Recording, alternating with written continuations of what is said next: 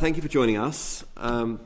Baroness Cumberledge, nice to see you. Nice to see you again. Thank you for your work. I just wanted to ask you, first up, after 5 months, when the update from the government, which was due in July, when it landed at 6 p.m. last night before a 10 a.m. sitting this morning of a committee of the House of Commons, what was your view? My view was that this is a disgrace. That actually, one of the things I wanted to say about certainly the department is that I think they can be very diligent, they can be very, very thorough, but they are very, very slow. And all this lastminute.com is just not good enough in running our country and running our health service. I think that has been, you've made that point very clearly. I think you can probably guess our view, and we shall be picking that up with the Minister in the next panel. So looking back, as you now can, where are you most happy and where are you most disappointed in the work that you did, Baroness Cumberledge? Well, it is very interesting that when we look back to our key recommendations, and there were only 9, there were 50 other items for improvement, but that's really up to the health system to put into operation. We were very anxious that our 9 strategic recommendations should be implemented. And you deliberately kept it at 9 because you wanted to stay focused and keep it strategic, correct?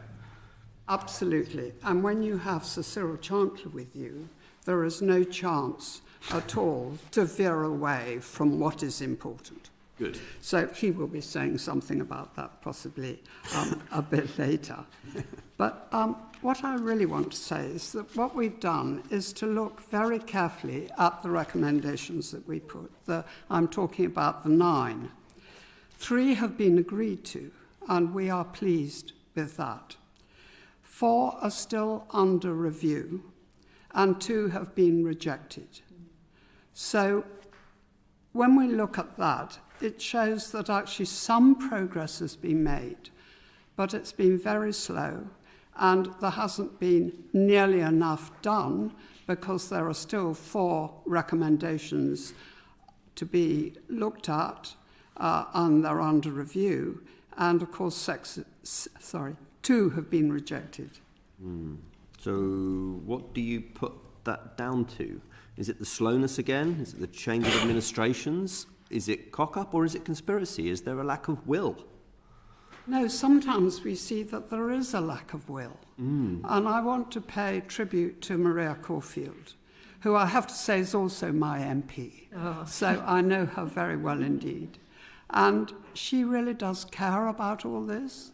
And I think the problem is that the department is completely bound by process. They think process is critical. And in some cases, of course, it is. You've got to get it right. And people have got to understand what you, as part of the government, are doing and why you're doing it. So processes, but it can slow things down. And if I could just take one example, the Patient Safety Commissioner, we call for that. And it has taken so long for Henrietta Hughes, the new commissioner, to be appointed and to get underway. So from our review, 2020, she took up her post this year in September. Now, I think it's a very good appointment, and I have no criticism of the process because the department made sure it was done properly. But I just think that lives could have been saved. We could have made huge progress if that had been done in, say, a year, as opposed to at least 2 years. Well, we're going to come on to the Patient Safety Commissioner in a bit more detail with my colleague Lucy Allen in a short while. So thank you for that as opening remarks. I'm going to pass over to my colleague Paulette Hamilton. We're going to come on to that question now.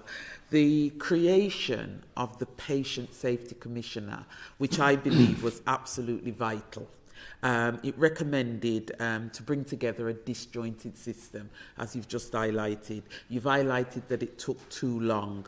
But do you believe the role has been successful? And do you think the remit of this role is correct?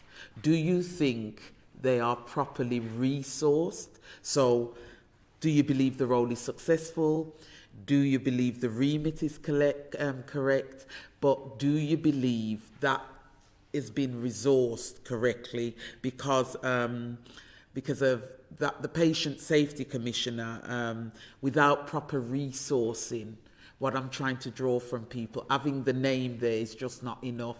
So I'm going to give that question to Mr. Whale and Baroness Cumberledge, if that's okay. Thank you very much.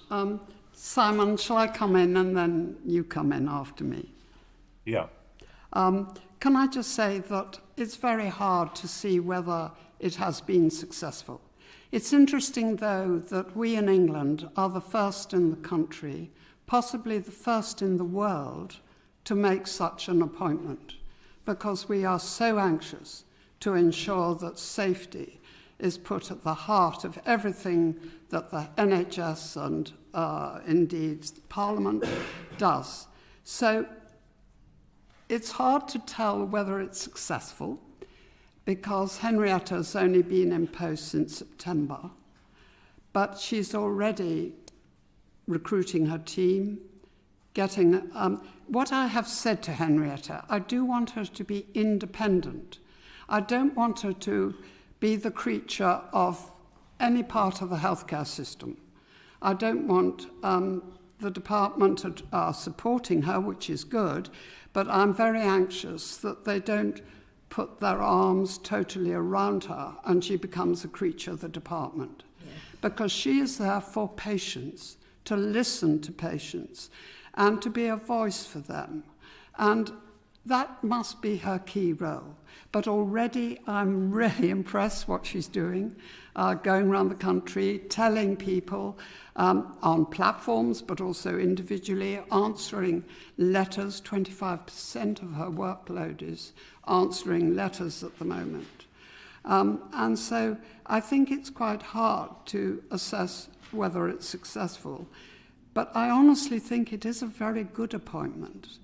And I have been impressed by her work so far and the way that she is keeping in touch with as many people as she can. Do you agree that the remit that she's been given is appropriate? I do, okay. I do.